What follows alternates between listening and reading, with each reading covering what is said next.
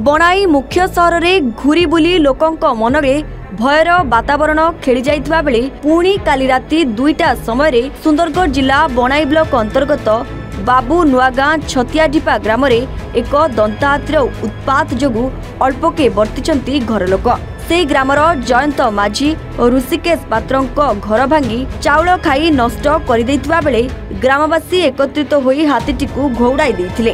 यथाशीघ्र क्षतिग्रस्त लोकों क्षतिपूरण दाबी सहित हाथीटी को ए अंचल घंच जंगल को जदि पठा न जाइछि आगामी दिन में आंदोलन पंथा ग्रहण करने को बाध्य होय बोली ग्रामवासी माने अभियोग करिसेंती। मुझे सरपंच उग्रसेन किसान आज मुझे जहाँ जानी सका उठू उठू जहाँ जानी स्थानीय ग्रामवासी खबर को लेकर आसली जे बाबूनुआगाँ छकियाढिपा साहि दुईटी घर निर्मम भाव हाथी दंता हाथी घर भांगी घर आम जहाँ देखिलु निश्चय भाव बहुत दुख हम जे जो भाव हाथी आसिक गरीब लोकंर घर भांगुची ताकू देखला बेले आम हृदयंगम करुचु। आपणकर यही गणमाध्यम मु अनुरोध करी प्रशासन को कि बनखंड को जे आपण हाथी को जेतरु जेते शीघ्र हम गरीब लोकंर घर नष्ट करने आगु यह तुरंत ट्रांकुलाइज करी यह स्थानांतर करा जाओ।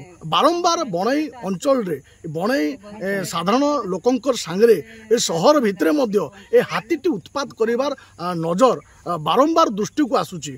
मु निवेदन करी यही गरीब लोकंकर जो घर भांगी ताकू जो जरूरी कालीन परिस्थिति जहाँ भी साहाय्य दरकार सरकार दायित्व अनुजाई ताकू यथाशीघ्र पालन करंतु। बणाईरू हेमंत पात्रों रिपोर्ट एवन ओडिशा।